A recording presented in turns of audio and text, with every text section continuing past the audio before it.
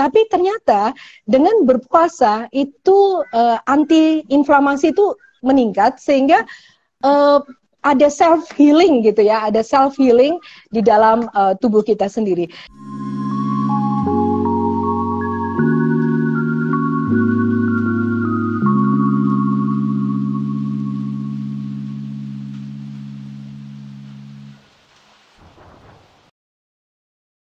Bismillahirrahmanirrahim. Assalamualaikum warahmatullahi wabarakatuh. Selamat sore sekalian, teman-teman sekalian. Salam sejahtera untuk kita semua. Selamat datang di akun Instagram Chandra Society. Ini adalah akun resmi yang dikelola oleh Nurholis Masjid Society di dalam rangka menyebarkan gagasan-gagasan Islam yang terbuka, beragama yang inklusif, dan saling menghormati satu sama lain. Nah, teman-teman sekalian, sepanjang bulan Ramadan ini Nurholis Masjid Society menggelar semacam enlightenment session, namanya, kita sebut itu. Jadi semacam sesi pencerahan sepanjang bulan Ramadan. Yang kita undang ini adalah mereka-mereka yang secara keilmuan mereka adalah mereka kompeten di bidangnya masing-masing. Kita akan berbicara berbagai isu, dari mulai isu puasa, isu sosial, hukum, dan pendidikan, juga tentang isu perempuan. Nah, sore ini kita akan bicara soal isu kesehatan. Jadi bagaimana puasa dan kesehatan diri, apa hubungannya? Karena teman-teman sekalian, isu mengenai kesehatan ini banyak mendapat perhatian di kalangan masyarakat belakangan ini. Karena belakangan ini gaya hidup sehat itu kayak menjadi semacam menjadi kebiasaan, dan itu banyak dibahas di mana-mana di kalangan masyarakat. Jadi orang jogging, orang diet, macam-macam. Itu semuanya ditujukan untuk kesehatan diri sendiri. Nah, Ramadan itu sering dibicarakan, diperbincangkan, selain menjadi ajang untuk mendekatkan diri kepada Allah Subhanahu wa Ta'ala, momen untuk introspeksi diri, semacam muhasabah begitu. Ramadan juga dalam berbagai banyak agama dan tradisi itu menjadi semacam ajang untuk kesehatan diri. Jadi kesehatan fisiknya. Jadi tadi batinnya sudah dibahas di dalam agama, tetapi secara fisik, secara ragawi juga itu menjadi ajang untuk menyehatkan. Nah, kita akan bicara soal ini bersama pakarnya, begitu. Kita sudah hadir bersama kita Dr. Saya manggilnya tuh Mbak WK. Jadi ya, panggil WK aja. Iya. WK aja. Oke. Iya. Sama Mbak Wika. Nah, kita bicara macam-macam nanti, dari mulai apa hubungan antara puasa dan kesehatan, lalu apa yang menjadi, kenapa puasa itu menjadi penting di dalam kita mengkonsentrasikan diri, introspeksi diri, dan sebagainya. Silakan Mbak Wika, sepenuhnya saya berikan waktunya, mungkin sekitar 15 sampai 20 menit, silakan bicara. Teman-teman, setelah itu nanti kita akan undang untuk bertanya, untuk memberikan komentar, pendapat, dan lain sebagainya. Silahkan setelah ini. Waktu saya berikan, Mbak Weka. Oh, baik. Baik, terima kasih. Selamat sore. Assalamualaikum warahmatullahi wabarakatuh. Ini senang sekali ya saya jumpa, saya lihat banyak teman-teman kita gitu ya, dari seluruh Indonesia. Saya lihat ada yang memang ada dari Makassar, ada dari Sumatera ya. Senang sekali jumpa lagi, dan saya ingin kita ini seperti semacam, betul seperti Mas Rozi sampaikan, ada muhasabah ya. Jadi muhasabah diri dalam pada saat Ramadan ini. Dan senang sekali kita bahwa kita berkesempatan mendapatkan Ramadan kembali. Dan ini sesuatu tidak semua orang mendapatinya. Dan kita bersyukur karena kita dalam keadaan sehat. Nah, soal puasa ini sangatlah menurut saya ya, dan banyak sekali penelitian menyampaikan bahwa puasa ini sangat penting, sangat bermanfaat untuk kesehatan gitu ya. Jadi mungkin kalau yang lagi tren tuh ada intermittent fasting gitu ya, maka kita ternyata di umat Muslim itu mendapatkan ajaran yang sangat indah gitu ya. Dari kalau kita baca di Al-Baqarah ayat 185 itu ya, bahwa diwajibkan atas kamu berpuasa pada bulan Ramadan gitu ya. Dan apa namanya, ada kenikmatan, yaitu kenikmatan apa namanya, kesehatan pada saat berbuka dan kenikmatan bertemu Tuhan gitu ya. Nah, puasa sendiri kalau kita lihat secara fisik gitu ya, puasa sendiri dapat menurunkan berat badan kita, karena jadi kita keindahannya mungkin jadi itu semacam bonus gitu ya, kalau ada rasa nyaman pada saat kita berpuasa gitu, pada saat kita bersahur, kemudian berkumpul dengan keluarga pada saat bersahur, kemudian berpuasa, kemudian juga berbuka, itu tidak hanya itu ternyata, tetapi juga dapat menurunkan berat badan. Itu asal ini ya, sungguh-sungguh ya. Maksud saya jangan maksud saya ketika sudah selesai berpuasa kemudian apa namanya, sudah ada kolak, sudah ada gemblong, semuanya di ini ya. Iya, cuma pindah makan itu. Iya, cuma pindah makan gitu ya. Kemudian selesai sholat maghrib, kemudian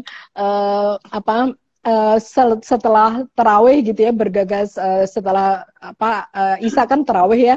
Setelah tarawih ternyata makan lagi gitu ya, makan lagi. Maka kalau seperti itu memang kita tidak akan dapat ininya tidak akan dapat berat badan tidak akan turun gitu ya, berat badan akan naik. Dan di kita juga ada kebiasaan untuk berbuka puasa itu cukup berlemak ya, suka berlemak ya. Jadi dalam artian kita kolak itu bersantan gitu. Kemudian putu mayang itu juga ada santannya dengan gula merah gitu ya. Jadi nah ini kayaknya yang harus kita coba kurangi gitu. Tentu saja saya tidak mengharamkan kolak ya, karena saya juga suka kolak gitu ya. Dan mungkin dikurangi secukupnya gitu ya. Jadi kalau ketika kita ingin minum kolak boleh gitu ya. Tetapi nanti kalau habis sholat tarawih jangan minum kolak lagi gitu. Lebih baik diganti, ya diganti buah, Mas Rozi ya. Kan buah kita tuh. Jadi jangan nanti kolak lagi karena sayang apa ini gitu ya, kemudian kolak lagi gitu ya. Jadi beberapa orang mungkin tidak menyukai kurma karena mungkin mereka lebih suka yang sempurna gitu ya, kurma yang utuh, kemudian kulitnya tidak kisut. Nah itu kan kita agak susah untuk mendapatkannya di Indonesia. Nah, mungkin kalau kurang suka dengan kurma, maka gunakan buah-buah lain, yaitu ada buah pisang. Di Indonesia ini kan kaya sekali. Ada buah manggis gitu ya, buah sekarang itu lagi kelengkeng ya, kelengkeng lagi panen banyak. Kemudian buah jeruk itu sepanjang tahun gitu ya, jeruk Pontianak, jeruk macam-macam gitu kita.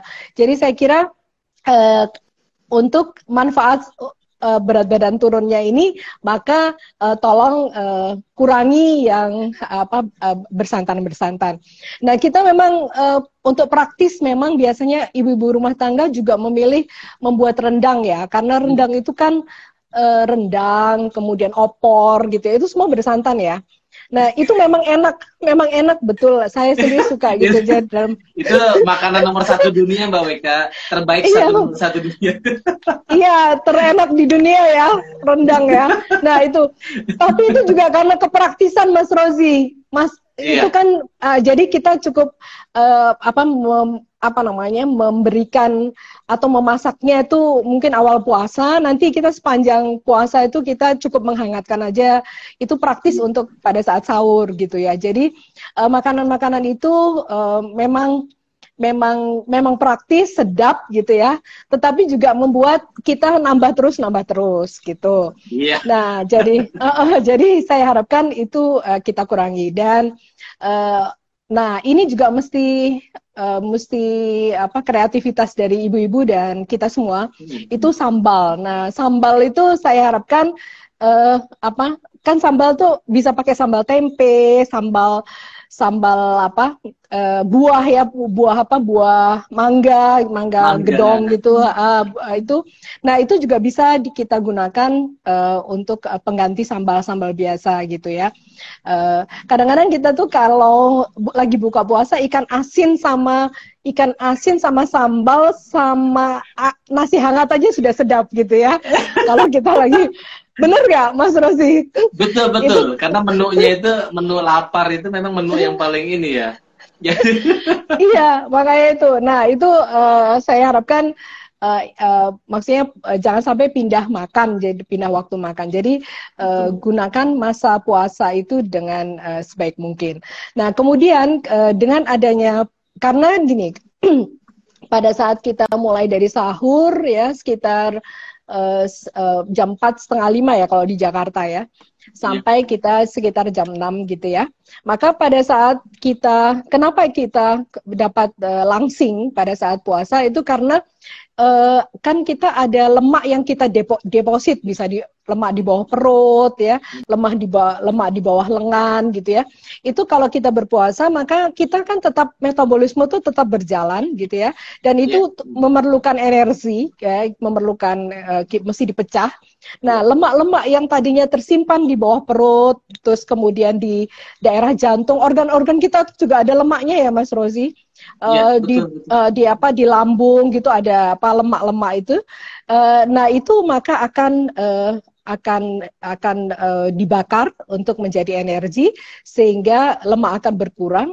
Dan kalau lemak di sekitar organ tubuh kita itu bagus gitu, maksudnya berkurang, maka organ seperti lambung, seperti jantung gitu ya, seperti ginjal, itu paru-paru itu akan dapat bekerja lebih efektif gitu. Jadi tidak hanya hilang berat badan gitu, kita menjadi lebih langsing, tetapi juga organ-organ tubuh kita itu akan lebih mudah bekerja gitu ya, karena tidak biasanya terhimpit sama lemak-lemak gitu ya. Kemudian dia menjadi lebih nyaman. Nah, berikutnya adalah kalau kita berpuasa itu adalah kita lebih sensitif ya dengan insulin gitu ya. Jadi dalam hal ini kelenjar pankreas itu menghasilkan insulin ya. Nah, insulin ini berfungsi untuk memecah gula gitu ya. Maka kalau orang berpuasa, maka dia akan dapat menurunkan resiko untuk kena diabetes mellitus tipe 2 ya. Diabetes tipe 2 itu maksudnya adalah yang karena makanan gitu ya. Jadi itu dapat diturunkan gula darahnya. Nah, tetapi ini pun saya tetap sampaikan, kalau begitu orang diabetes mellitus harus berpuasa. Enggak. Saya harapkan karena diabetes mellitus adalah penyakit kronis, saya harapkan secara berkala mereka yang menderita penyakit kencing manis gitu ya, berkonsultasi dengan ahli penyakit dalam atau dokter yang biasa menanganinya untuk melihat apakah beliau bisa berpuasa atau tidak gitu ya. Tetapi kalau manfaat berpuasa sebenarnya memang insulinnya lebih sensitif terhadap insulin, sehingga gula darah akan stabil ya, relatif stabil gitu. Ya. Kemudian yang menarik lagi adalah bahwa puasa itu juga akan meningkatkan sebuah jadi kita tuh ada di saraf ada hormon neurotropik gitu ya. Jadi pada sistem saraf gitu kita itu yang mampu meningkatkan fungsi kognitif kita. Jadi kalau misal kita lihat ya, makanya kan kapan tuh dibahas ya oleh Mas Media kemarin ya kalau nggak salah. Tentang tapa berata gitu ya. Jadi puasa itu juga dapat meningkatkan sensitivitas kita terhadap alam semesta ini gitu ya. Dan kita mudah menyerap apa namanya pengetahuan gitu ya. Karena dia ada dalam sistem sarafnya itu memang distimulat. Jadi adanya perut yang lapar itu ternyata menstimulat faktor itu. Jadi fungsi kognitifnya itu jadi semakin peka gitu ya. Sehingga lebih mudah menyerap ilmu pengetahuan. Dari kalau Mas Media mengatakan lebih bisa menyerap alam semesta, ada tapa data gitu ya, dalam harmoni terhadap alam semesta gitu. Jadi ternyata faktor itu juga dapat sebagai antiinflamasi juga. Jadi dalam neurotropik itu dia ada antiinflamasi juga. Antiinflamasi itu mesti anti radang gitu ya. Anti radang dalam artian kadang-kadang kita nggak terasa loh ya, di tubuh kita tuh apa yang terjadi. Kita kan makan asal gitu ya. Kemudian bergerak juga kadang-kadang asal gitu. Nah, itu yang ada peradangan-peradangan di dalam tubuh kita. Misalnya peradangan sendi, kita nggak lihat ya peradangan sendi gitu ya. Peradangan di lambung kita ini kan kerjanya banyak ya. Nah, itu ada radang gitu ya. Itu kita tidak lihat gitu. Tapi ternyata dengan berpuasa itu anti-inflamasi itu meningkat sehingga ada self healing gitu ya, ada self healing di dalam tubuh kita sendiri. Dan perlu kita bersyukur juga bahwa Islam memperkenalkan atau mengajarkan kita berpuasa ini juga, puasa itu adalah self healing. Jadi menjadikan sel-sel tubuh kita tuh akan meregenerasi selnya sendiri gitu ya. Begini maksud saya. Kalau Mas, Mbak di sini gitu ya. Kalau lagi berpuasa, terasa tenang nggak? Tenang ya? Iya betul. Rasa tenang sekali. Rasanya kita tenang gitu ya. Apalagi ketika menjelang sahur gitu ya, kita rasa tenang gitu ya. Dan demikian juga ada rasa hening juga ketika nanti kita lihat pada saat menjelang buka gitu ya, rasa hening. Nah, ternyata itulah yang ada menyebabkan sel-sel tubuh kita itu beregenerasi dengan optimal gitu, dengan optimal.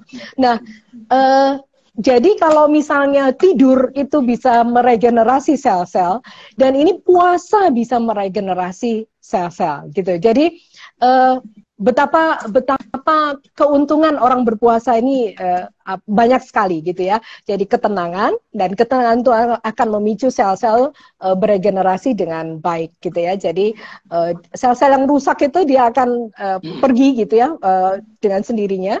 Kemudian dia akan tumbuh sel-sel yang baru gitu ya. Nah, itu manfaat puasa. Manfaat puasa lainnya adalah yang kita juga rasakan adalah ini semacam ada rasa kebahagiaan. Jadi selain ketenangan tuh rasa kebahagiaan gitu ya. Nah, hormon-hormon bahagia itu ya, jadi hormon endorfin, kemudian hormon yang juga meningkatkan engage ya, seperti oksitosin ya, hormon oksitosin itu juga ternyata meningkat gitu ya. Jadi karena itu kita tuh lebih sayang sama orang ya, lebih ingin bersedekah. Coba perhatikan, kita kadang-kadang tidak berpikir soal pahalanya malahan ya, Mas Rozi ya. Malah ada perasaan kita kalau ngelihat orang di pinggir jalan sedang kelihatan papa gitu, kita dengan sendirinya turun ya, memberi makan, memberi uang dan sebagainya. Jadi itulah juga ternyata manfaat berpuasa. Jadi jadi kalau ada yang mengatakan berpuasa untuk merasakan kelaparan orang lain, orang yang miskin, ternyata bukan itu. Jadi berpuasa itulah yang meningkatkan hormon-hormon engage itu ya, hormon-hormon oksitosin, endorfin yang hormon-hormon bahagia itulah ketika kita bahagia, kita tuh dengan sukacita untuk membaginya kepada orang lain. Ya, saya kira itu dulu, Mas Rozi. Nah itu betul. Aduh, Mbak Weka, itu menarik sekali pernyataan soal bahwa puasa itu mendorong hormon kebahagiaan itu meningkat sebetulnya. Jadi ya memang selama ini kita argumennya adalah ada banyak argumen yang mengatakan bahwa dengan puasa, dengan berlapar-lapar dan berhaus-haus itu kita memang diminta untuk merasakan getirnya gitu ya, kira-kira gitu, getirnya kehidupan orang. Ya memang iya dalam satu sisi iya, tetapi dalam kesehatan sebetulnya yang lebih masuk akal adalah bahwa dengan berpuasa, dengan tadi tidak menahan makan, menunda makan dan menunda minum itu, hormon kebahagiaan kita muncul sebetulnya. Jadi orang tadi betul, karena selama puasa ini kita selalu menyaksikan orang, kalau kita WA grup di grup keluarga atau tetangga itu, hari ini kita akan diminta untuk buka takjil ya di masjid, itu banyak sekali yang datang. Maksudnya yang memberikan tuh banyak, yang gotong royong. Jadi model-model seperti ini sebetulnya ternyata dalam argumen untuk kesehatan itu ada gitu loh ini, Mbak Weka. Yang banyak teman-teman juga. Iya, nah, sama oksitosin. Oksitosin tuh hormon yang engage, hormon kemesraan ya. Kalau orang kayak apa? Kayak ibu dengan bayinya gitu kan. Itu ada hormon oksitosin pada saat laktasi gitu kan. Iya. Nah, engage itu pada saat menyusui gitu ya. Nah, itu ada engage, jadi ada bonding ya gitu. Ada bonding antara yaitu. Jadi kalau misalnya orang mengatakan puasa itu meningkatkan ukhuwah gitu. Itu betul gitu. Jadi meningkatkan persaudaraan ya. Oke, Mbak Weka, banyak sekali tadi yang disampaikan, mulai dari argumen-argumen kesehatan, mulai dari puasa itu mengurangi lemak, bekerjanya metabolisme tubuh secara lebih baik, kemudian menghilangkan sel-sel yang buruk, lalu kemudian tumbuhnya sel-sel yang baru, meningkatkan fungsi kognitif gitu kan, ada sensitivitas terhadap alam semesta atau harmoni, kalau kemarin kita sampaikan ada harmoni. Jadi teman-teman sekalian, kita punya banyak perbendaharaan ilmu pengetahuan terkait bagaimana relasi antara puasa dengan kesehatan diri. Jadi tadi disampaikan banyak sekali, dan ini ada banyak sekali pertanyaan yang mulai masuk, Mbak Weka. Saya izin aja ya, saya langsung masukin satu-satu ya. Ini dari Syaifa, dari Syafa 19 bertanya kepada Mbak Weka, sebetulnya mekanisme lambung ketika berpuasa itu seperti apa, Mbak Weka?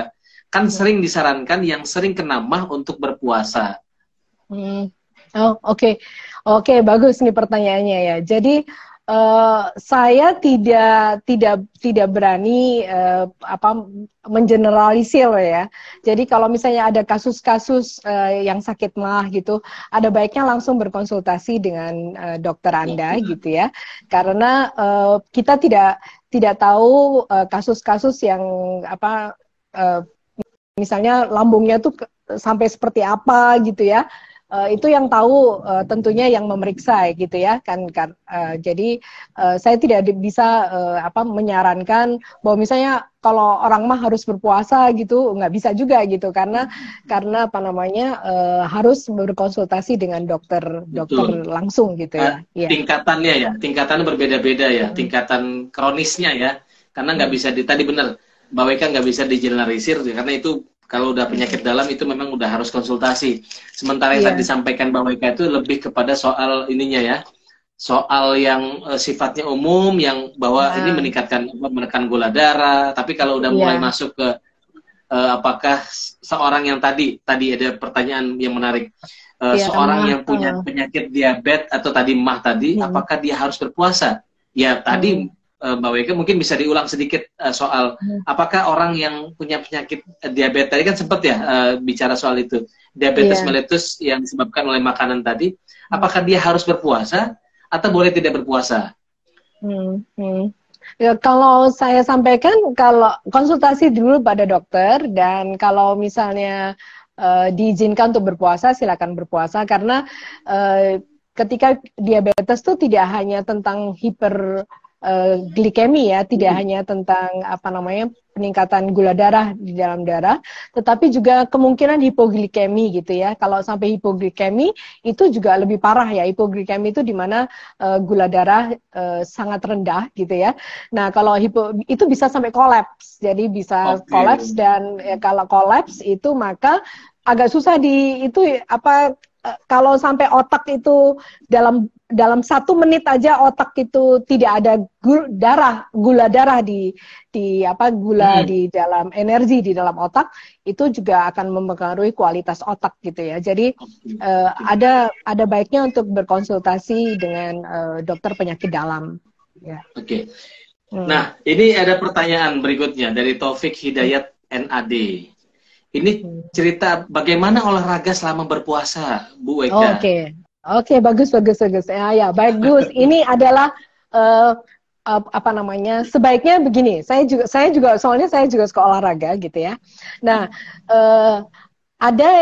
ada yang menyarankan, mungkin kalau yang masih muda masih bisa ya. Jadi kalau misalnya kita habis selesai sholat subuh gitu, maka kalau misalnya sholat subuhnya lagi di masjid juga bisa jalan sekitar rumah gitu, jalan sekitar rumah, kemudian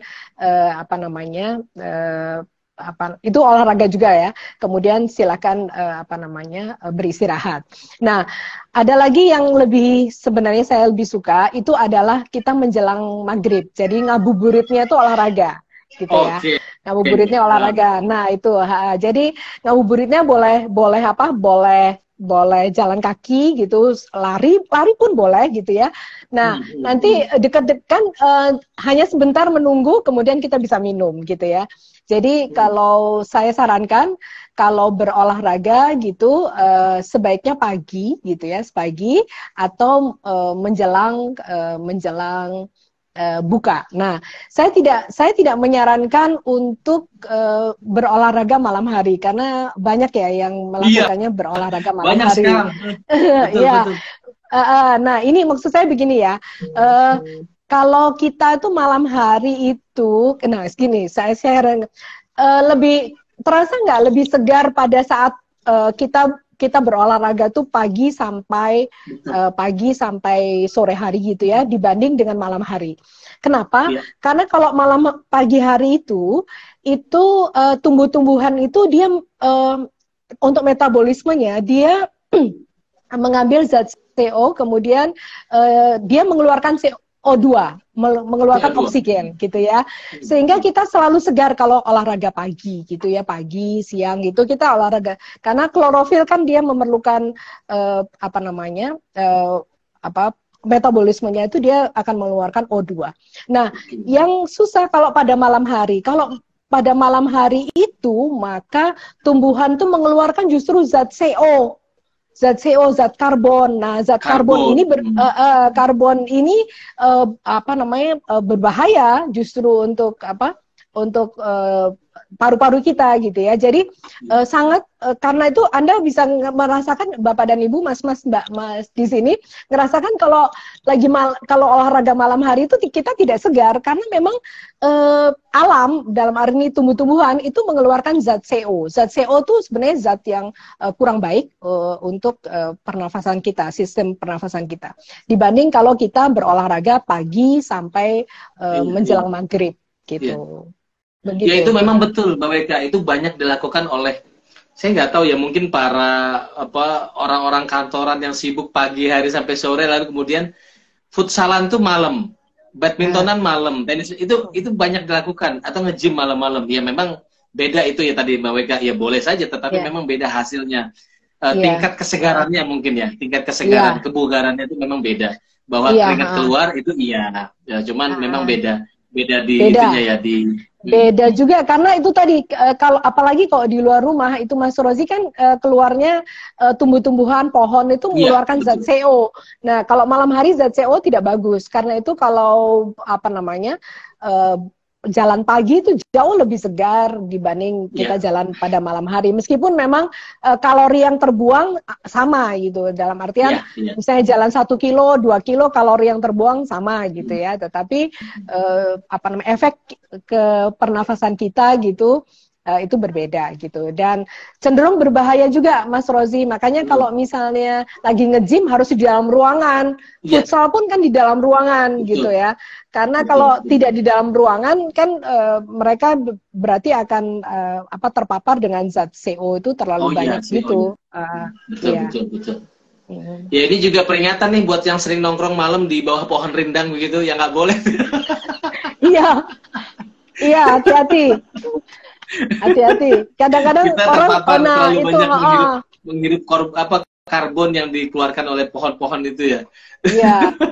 Terus Betul. terus kalau misalnya puasa itu sebaiknya olahraganya tuh yang sifatnya tuh aerobik gitu ya. Ya. Jauh lebih bagus kalau sifatnya aerobik kayak kalau tenis tuh anaerob ya.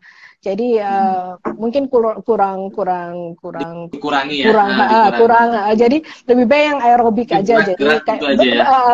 badminton masih bisa ya, badminton masih bisa gitu untuk ini. Tapi kalau kayak tenis mas anaerob gitu ya. Ya seperti itu Mas Rozi. Oke, teman-teman, ini saya mau merespon lagi pertanyaan. Ini soal berbuka, Mbak Weka. Ini sebenarnya berbuka tuh bagusnya, apakah minum langsung air putih atau tadi kan ada yang suka minum teh manis nih, teh manis hangat. Itu langsung konsumsi teh manis hangat, boleh atau didahulukan oleh minum air putih atau buah-buahan, korma atau apa gitu, baiknya. Oh baiknya, kalau baiknya memang langsung karena kita sudah lama ya namanya 12 jam tidak ada air, tidak ada cairan, maka pertama kali yang kita lakukan adalah minum cairan gitu. Jadi teh manis panas bagus, teh manis hangat bagus gitu. Kemudian baru kita 3 buah kurma atau segelas kolak boleh. Ini penggemar. Soalnya yang bicara ini teman-teman penggemar kolak, jadi yang dianjurkan kolak. Jadi kalau kita buka puasa bersama yang dicari sama Mbak Weka tuh kolak dulu gitu, baru yang lain. Iya ketahuan ya. Iya. Oke. Ini ada pertanyaan dari Rusmin Hasan. Ini teman kita dari Makassar kalau nggak salah ini Rusmin ini. Yeah. Oke, luar biasa sekali penjelasan Mbak Weka. Izin bertanya, bagaimana peran puasa dalam memberikan nutrisi kesehatan jiwa dan jasmani kita secara paripurna? Oke, baik. Ini ya tadi yang saya sampaikan bahwa ketika puasa itu ternyata bisa memicu peningkatan hormon-hormon kebahagiaan dan ketenangan, gitu ya. Nah, itulah yang menyebabkan kita ngerasa, kalau kita merasa tenang, maka hormon itu muncul, maka tentu saja untuk kesehatan jiwa kita juga akan baik ya, karena itu. Apalagi ditambah karena kita punya banyak waktu ya, kalau misalnya tidak seperti bulan yang lain gitu ya. Kalau di bulan Ramadan kan kantor juga mengizinkan kita berangkat agak siang, pulang juga lebih cepat gitu ya. Sehingga kita punya banyak waktu gitu untuk melakukan zikir gitu ya. Zikir sebenarnya bisa kita laksanakan kapan saja gitu ya. Tetapi dengan melaksanakan zikir misalnya menjelang bahkan menjelang subuh ya. Jadi setelah kita sudah melakukan sahur gitu ya, kita kan menunggu subuh biasanya kan. Kita takut kalau tertidur ya. Kita nanti bablas sudah pagi gitu ya. Maka kita biasanya berzikir gitu ya, dan itu akan saya rasa akan meningkatkan ketenangan kita, Mas Rusmin. Jadi kita akan merasa dekat ya pada Tuhan gitu ya. Rasa kedekatan kita pada Tuhan itu menimbulkan ketenangan gitu.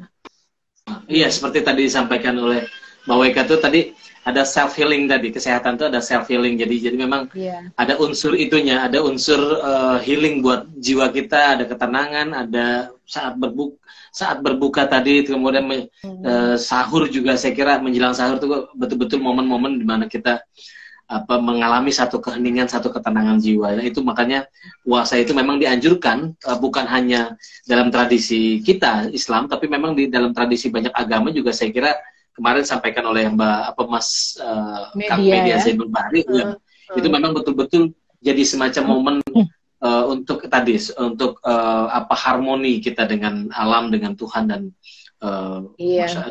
manusia. Ya, dan meningkatkan ini, Mas Rozi, meningkatkan usia harapan hidup, gitu.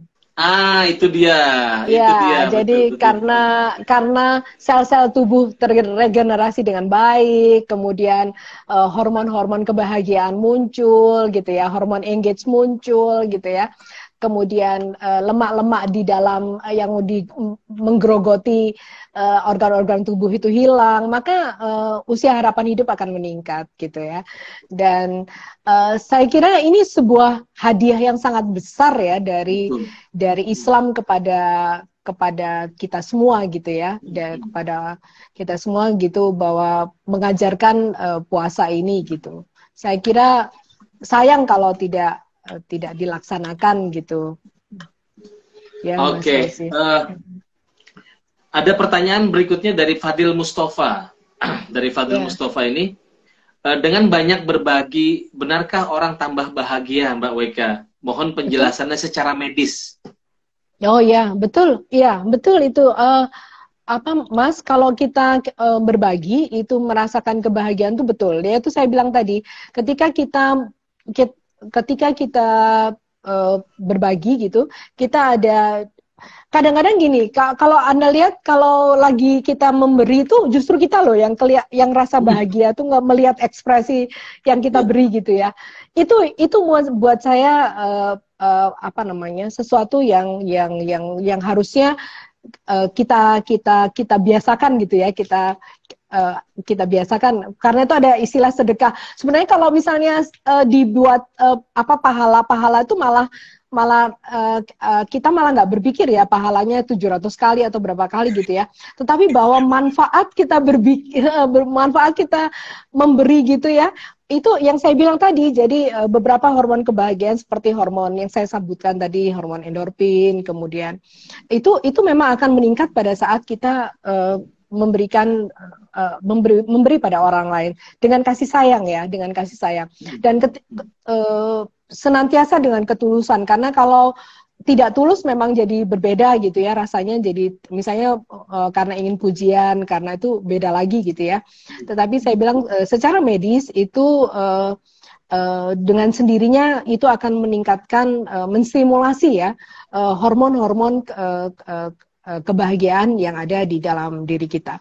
Harus yakin ya, karena sebenarnya dalam tubuh kita tuh secara sistem itu semua itu bisa melakukan apa namanya replikasi sendiri, kesembuhan sendiri gitu ya. Karena itu mungkin pernah dengar ya bahwa dalam Islam juga diceritakan ya, kalau misalnya kita sakit tuh maka kita tidak akan diberi antidotnya. Nah, demikian juga dalam tubuh gitu, dalam tubuh kita gitu ya. Kalau kita sedih gitu ya, kalau kita sedih aja, lagi sedih gitu ya, cobalah pada saat kita sangat sedih gitu ya, kita coba memberi sedekah pada orang lain. Coba.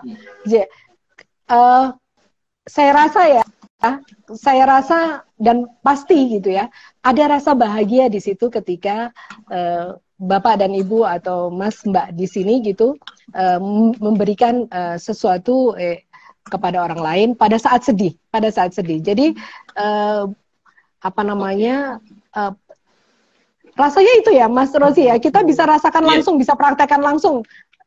Setelah ini pun setelah itu langsung dipraktekkan gitu ya, kita akan merasakan itu gitu. Ya, Mas. Saya kira iya ya, saya kira iya. Banyak contohnya Mbak Weka. Saya kira ya, ini bukan soal menyangkut soal ajaran agama, tetapi bagaimana empati itu yang tadi disampaikan itu, bagaimana empati itu justru bisa lahir ketika kita justru meningkat empati sosial, itu meningkatkan rasa bahagia kita, diri kita itu tanpa disadari sebetulnya. Makanya tapi syaratnya sampaikan Mbak Weka tadi, teman-teman sekalian, itu harus disertai dengan ketulusan, harus disertai dengan kesungguhan gitu. Karena kalau tanpa itu ya kita istilahnya itu apa kalau bahasa, ngedumel sendiri gitu loh, kesal sendiri gitu. Hambar, nanti hambar.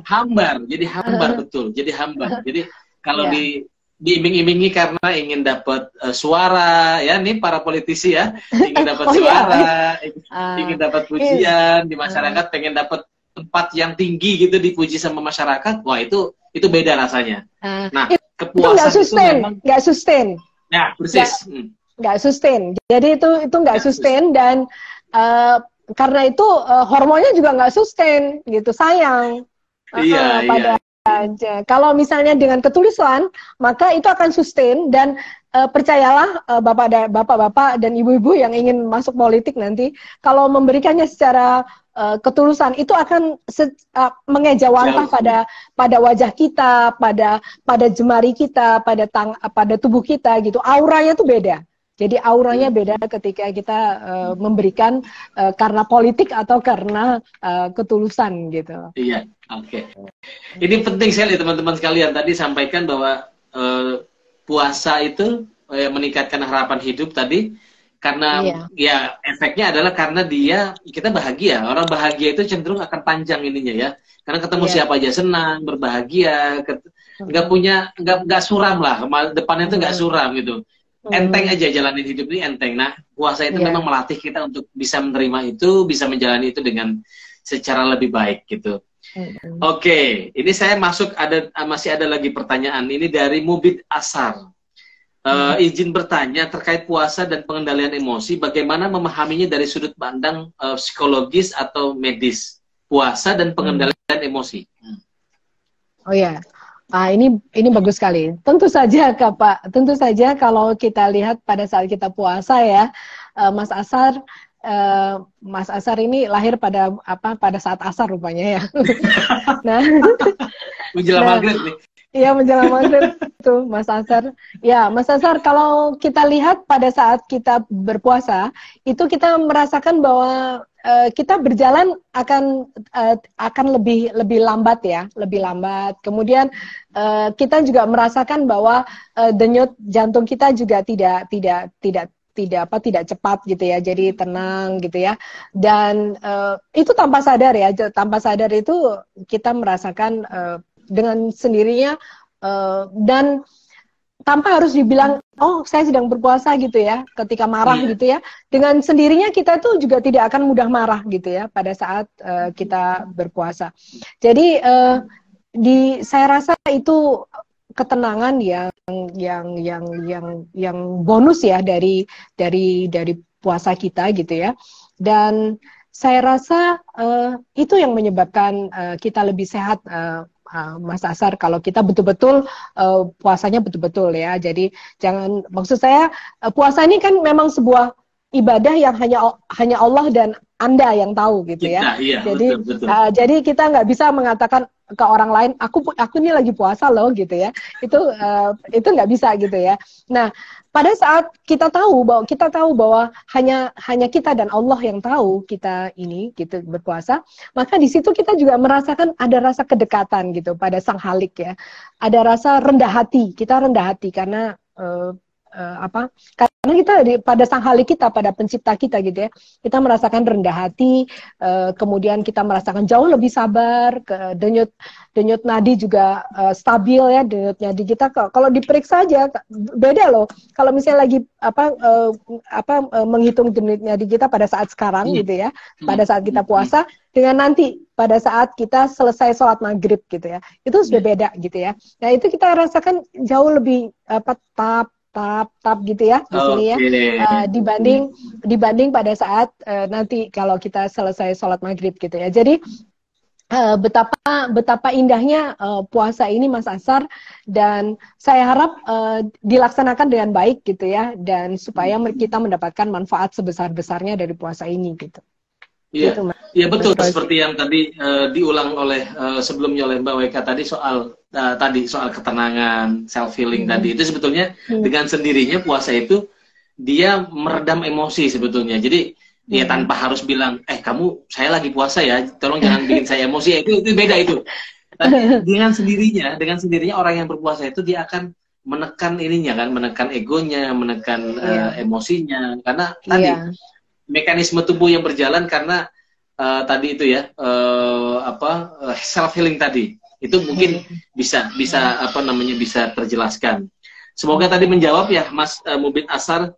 Berikutnya ini ada dari Taufik. Ini Taufik kalau nggak salah tadi udah bertanya nih. Nah, dia mau tanya lagi sama kita. Oke. Baru-baru ini di medsos heboh tentang penggunaan Oralit. Oh iya, ini Oralit ini oleh dokter-dokter di medsos ini. Untuk mengurangi dehidrasi atau haus ketika puasa. Ini gimana nih Mbak Weka? Betul ya? Oh ya, betul dong, betul betul.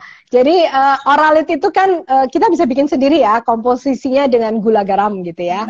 Nah, betul. Jadi untuk pengganti apa? Pengganti saat kita kemungkinan Dehidrasi. kita dehidrasi kan. Jadi pada saat itu elektrolit di dalam tubuh itu kan berkurang gitu ya. Karena itu dengan meminum oralit gitu, maka apa namanya elektrolit yang hilang itu dapat segera digantikan gitu ya. Tetapi jangan kemudian menyatakan bahwa oralit dalam hal ini seperti itu, kemudian kita memaksakan orang lain untuk meminum yang sama gitu ya. Dan tapi kalian nggak perlu takut juga ya, karena sebenarnya dengan teh manis panas saja sudah cukup sebenarnya, nggak perlu sampai apa nggak, karena nggak pada harus saat beli, puasa nggak harus tuh berburu oralit atau iya, bikin repot gitu. Ya, ya, oke. nggak perlu. Jadi teh manis panas saja sudah cukup gitu ya untuk apa mengembalikan cairan. Lagi pula kita berpuasa itu elektrolit kita bukan seperti pada saat kita diare ya. Kalau diare kan bisa lebih dari 3 kali gitu apa terjadi diare gitu ya. Itu elektrolitnya memang bisa fatal gitu ya, karena kan apa mendadak gitu ya. Nah kalau di puasa kan nggak kehilangan seperti kalau kita diare apa namanya akut gitu ya. Itu memang memerlukan pertolongan langsung dengan oralit gitu ya. Tetap menggantinya langsung dengan oralit. Tetapi kalau puasa Anda tidak mendapat kehilangan elektrolit seberat kalau diare, maka jadi cukup dengan teh manis panas saja atau kolak tadi. Makasih. Jadi kolak berbuka dan sahur.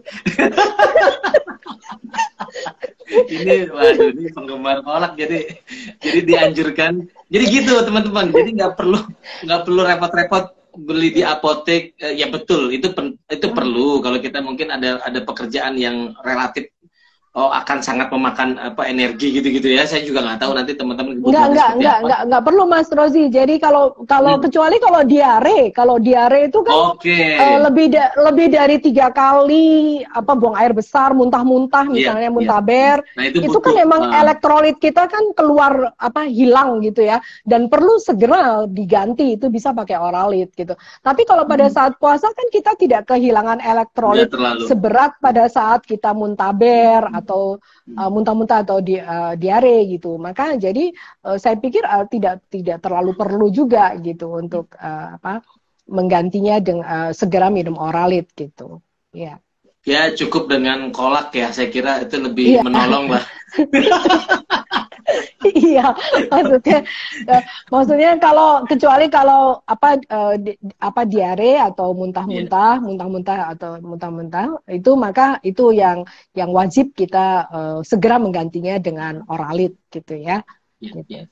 Nanti kasihan kalau puasa puasa diasosiasikan dengan seperti orang sakit, salah kita gitu. Iya, saya agak kaget, itu diskusinya memang cukup panjang itu Mbak Weka, beberapa hari yang lalu dari mulai awal puasa ada saya lupa namanya, dokter gitu yang menganjurkan orang minum, artinya mungkin dengan pekerjaannya begitu, saya kira ya nggak apa-apa sih gitu. Terus kita yang merasa dengan selama ini berpuasa terus ya biasa-biasa saja juga saya kira cukup ya, saya kira nggak masalah. Iya, ini ada pertanyaannya Adi ini. Ini bukan pertanyaan, ini pertanyaan retoris. Pertanyaan ini. Nggak pernah ini. Wow, ini wine ini gimana coba? Ini wine sirup ya? Wine sirup yang botolnya kayak wine, tapi ternyata isinya sirup ya. Banyak sekarang kan? Oke. Ini Mbak Weka, ini ada pertanyaan soal puasa setelah tidur setelah sahur. Itu kan tadi ada orang yang setelah sholat subuh segera langsung tidur, atau ditunda sampai jam 6 atau sampai jam 7. Ini gimana ininya kebaikannya untuk tubuh gitu loh. Karena habis makan berat kan tadi di sahur. Iya. Kalau saya sarankan kalau memang letih sekali gitu, silahkan kalau mau beristirahat gitu ya.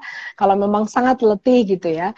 Tetapi saya kira alangkah baik setelah sahur itu justru menunggu subuh gitu, justru menunggu subuh gitu ya, kemudian sambil duduk memejamkan mata gitu ya sambil zikir gitu. Saya kira akan lebih baik gitu daripada tidur gitu ya, karena kan sedang baru makan berat gitu ya. Jadi kalau misalnya kita langsung tidur itu juga kurang baik juga. Alat-alat pencernaan kita kalau tiba-tiba kita diajak tidur gitu, padahal dia masih bekerja gitu. Dan saya kira kalau habis makan gitu ya, saya kira karena memang darah itu pada ke perut gitu, ke dalam lambung gitu ya, mungkin memang jadi lebih mengantuk. Tapi kalau memang lelah tidak mengapa untuk memejamkan mata sebentar gitu, nggak apa-apa. Saya kira nggak apa-apa juga gitu. Kalau sampai jam 6 kemudian kalau nggak kerja ya, kalau tidak bekerja ya saya kira tidak mengapa ya. Kalau memang mau habis sholat subuh kemudian mau tidur lagi ya silahkan gitu, tidak mengapa juga gitu, karena tidak bekerja ya, maksudnya tidak bekerja ke kantor yang memerlukan harus siap-siap gitu ya. Oke, ini Mas Adi menuntut dijawab, Mbak, gimana cara buka puasa dengan wine ini gimana? Waduh, nggak, saya belum ini ya, belum saya tidak ada referensi tentang itu, Adi, sorry, nggak ada referensi tentang itu, gitu. Mungkin bisa tanya ke apa ya yang mungkin ini ya. Tapi saya tidak punya referensi tentang itu. Demikian juga tentang riset bagaimana berbuka puasa dengan wine gitu. Saya belum pernah baca juga gitu. Mungkin saya akan cari deh, Adi. Nah ya, nanti dilanjutkan Mas Adi.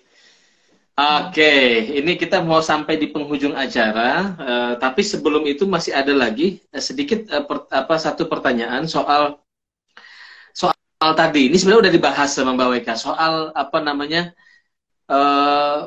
oh ya, ini ada saat puasa malam nggak tidurnya siang, apakah baik untuk kesehatan? Nggak siang baik. Sampai sore, ya nggak bagus lah. Ini gimana? Nggak baik lah. Ini mahasiswa yang tanya pasti nih, Mbak.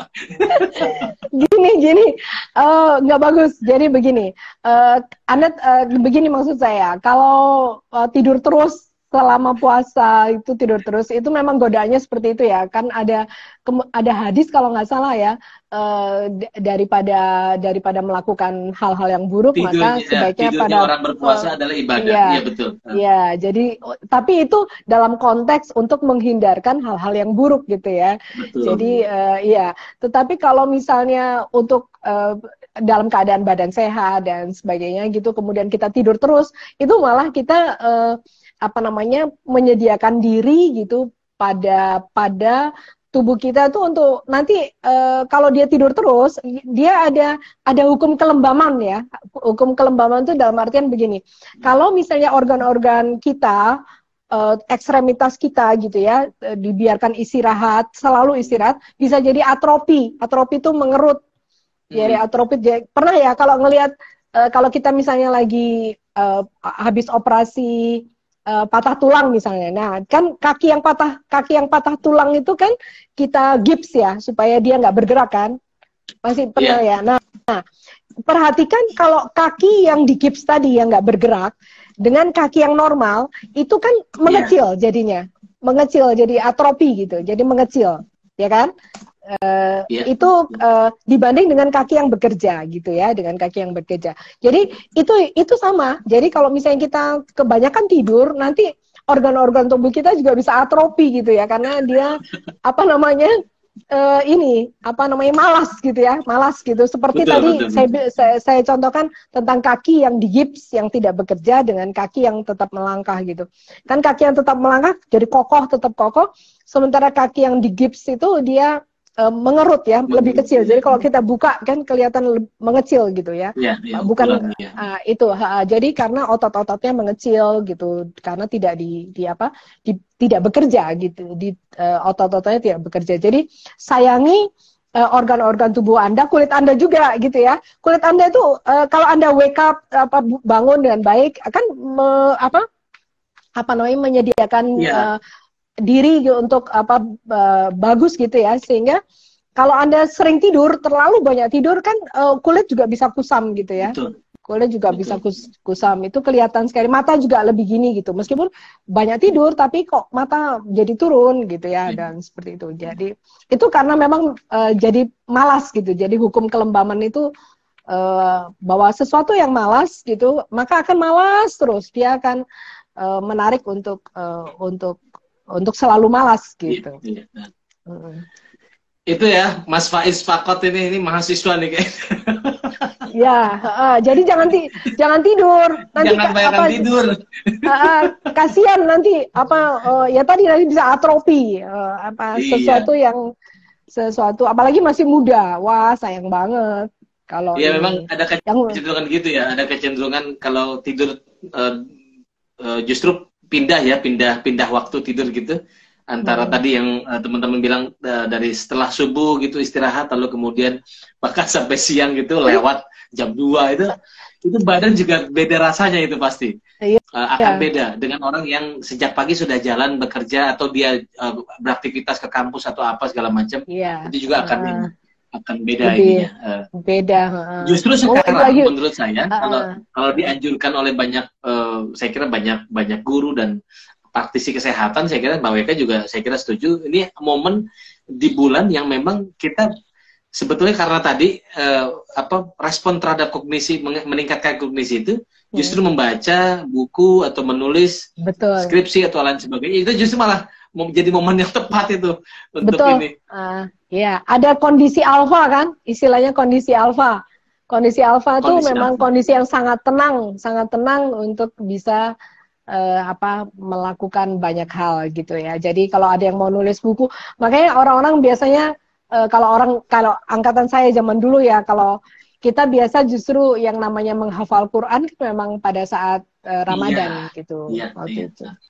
Setuju. Saya ingat Kang Yudi itu beberapa tahun yang lalu gitu menyelesaikan 2 buku itu di bulan Ramadan. Nah, yang kan? sempat Mbak Weka jadi moderatornya itu.